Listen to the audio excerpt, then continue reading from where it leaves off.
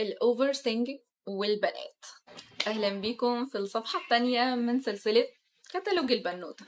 عارفة اللحظة اللي بتقعدي فيها لوحدك ودماغك تشتغل وتبدأي تعيدي كل كلمة اتقالت وكل موقف حصل وكل رد فعل اتاخد وتحللي بقى، تحللي تحللي تحللي لحد ما تحسي خلاص انك بتغرقي في بحر أفكارك. للأسف كتير منكم بيشوف ان ده شيء طبيعي وانا بني ادمه وعندي عقل فطبيعي يبقى شغال على طول، وفي منكم برضو اللي بيشوف ان ده احساس زيادة عن اللزوم مثلا وده بيحصل لاني حساسة، والحقيقة ان ده شيء مش طبيعي ابدا ولا ده حتى حاجة بتدل على انك حساسة. ده اسمه overthinking، يعني تفكير زايد. وخليني اقولها بمنتهى الصراحة، الاوفر ثينكينج مش احساس، ده فخ بيحبسك في دماغك وبيبعدك تماما عن حياتك. طيب اولا كده يعني ايه اصلا اوفر ثينكينج؟ هو انك تفضلي تفكري في الحاجة او في الموقف اللي حصل اكتر من اللازم، بتبدأي تفصصي كل تفصيلة فيه وتحلليها بسيناريوهات في دماغك انتي ممكن اصلا ما تكونش حصلت. بتفضلي تعيدي وتزيدي في الموقف مليون مرة وتحلليه من كل زاوية، بتفتحي كمية سيناريوهات كلها خيال، بس للأسف دماغك بتصدقها كأنها حصلت. هو قصده كده؟ طب هو ليه قال كده؟ طب هو أنا رديت بإيه؟ طب هو أنا كان مفروض أصلا أرد إزاي؟ طب لو كنت قلت كده أو كان الرد ده كان ممكن يبقى أحسن. مرض، دماغك بتهري وقلبك للأسف مع الوقت بيتقل، وبتفضلي انتي في مكانك ثابتة ما بتتحركيش ولا بتتقدمي خطوة لقدام، لأن التفكير ما بقاش وسيلة، بالعكس ده بقى زنزانة. طب ليه قلت عليه فخ؟ لأنك كل مرة بتفتحي التفكير ده بتخسري جزء من هدوءك وهويتك، بيستهلكك وياخد منك وقتك وطاقتك ونومك وشغفك، بياخد منك حياتك أصلا. للأسف بيخليكي تعيشي في وهم اسمه أنا لسه مش جاهزة أتحرك، بينما الحقيقة إنك جوه دايرة بتلف فيها ومش خارجة منها.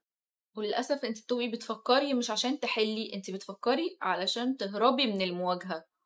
طيب امتى تعرفي انك وقعتي في الفخ ده؟ لما تفضلي تفكري في كل موقف حصل من أيام كأنه لسه حاصل دلوقتي، ولما تردي على كل حاجة بصوت داخلي مش للشخص اللي قدامك، ولما تحسي انك دايما غلطانة حتى من غير سبب واضح، ولما ما تعرفيش تاخدي قرار بسيط وتحسي انك محتارة في كل حاجة.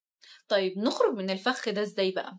مش هقولك بطلي تفكير لان ده مش حل، دي جملة سهل انها تتقال بس صعب انها تتنفذ، بس هقولك اسألي نفسك سؤال: هل التفكير ده مفيد ليا ولا هي حاجة بتعطلني وخلاص؟ اكتبي افكارك على ورق وطلعيهم من دماغك علشان تشوفي بعينك مش بعقلك. عشان تطلعي من سجن دماغك امشي، خدي نفس عميق، روحي مكان جديد، اهربي من دماغك. قولي لنفسك جملة توقف السرحان ده، زي كفاية كده، أنا هنا دلوقتي، ليه دماغي عايشة في الماضي، الموقف اللي حصل من سنين أو من أيام، احنا دلوقتي في النهاردة. قولي لنفسك كده في كل مرة بتحسي إن عقلك بيتسحب منك وبيغرق. في ناس بقى هتطلع دلوقتي تقولي ايه المشكلة يعني، ما هو عادي، هو احنا يعني دماغنا هنوقف دماغنا وهنوقف تفكيرنا وهنوقف عقلنا؟ جماعة اللي انا بتكلم فيه حاجة واللي انتوا بتتكلموا فيه ولا واللي انتوا بتفكروا فيه حاجة تانية خالص.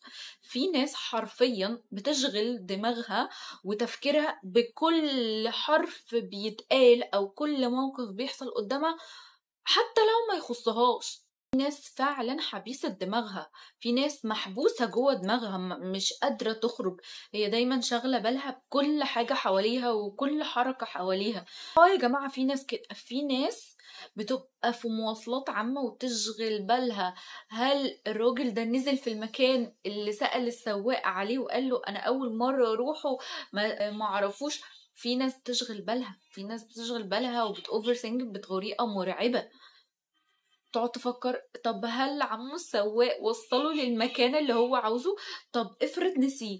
طب افرض نزل في مكان غير المكان؟ طب افرض تاه؟ دي مالها؟ خليكي في حالك، اشغلي دماغك بنفسك، مش هتعرفي تتحركي خطوة لقدام طول ما انتي بصة او شايفة حياة غيرك مش حياتك انتي. اخيرا بقى، دماغك مش عدوتك، بس لما تسيبيها تفكر لوحدها من غير ما تراقبيها هتبنيلك عالم خيالي وتحطك جواه، وقتها هتنسي تعيشي الواقع. مش كل حاجة تستاهل نعيدها مليون مرة، ومش كل حاجة تستحق وجع الدماغ ووجع القلب ده. كلكم دلوقتي يجي على بالكم ايه علاقة الاوفر سينكينج بالبنوتة او بكتالوج البنوتة او بالسلسلة عموما اللي احنا عاملينها دي كلها؟ هقولك كتالوج البنوتة مش مجرد نصايح سطحية عن الشكل واللبس أو الناس، ده كتالوج بيعرفك على نفسك من جوه. وواحدة من أخطر الحاجات اللي بتشوه رؤيتك لنفسك هي التفكير الزيادة.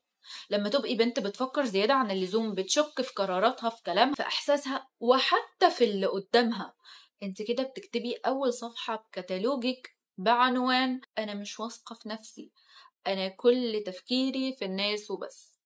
فمش هتتقدمي خطوة لقدام، بس ساعتها مش هيكون كتالوجك انتي، هيكون بتاع الناس اللي في دماغك. كتالوج البنوتة الحقيقي لازم تكتبيه بإيدك انتي، لازم تسمعي نفسك، تثقي فيها وتشغلي دماغك بس وقت ما تحتاجي تفكري، مش عمال على بطال.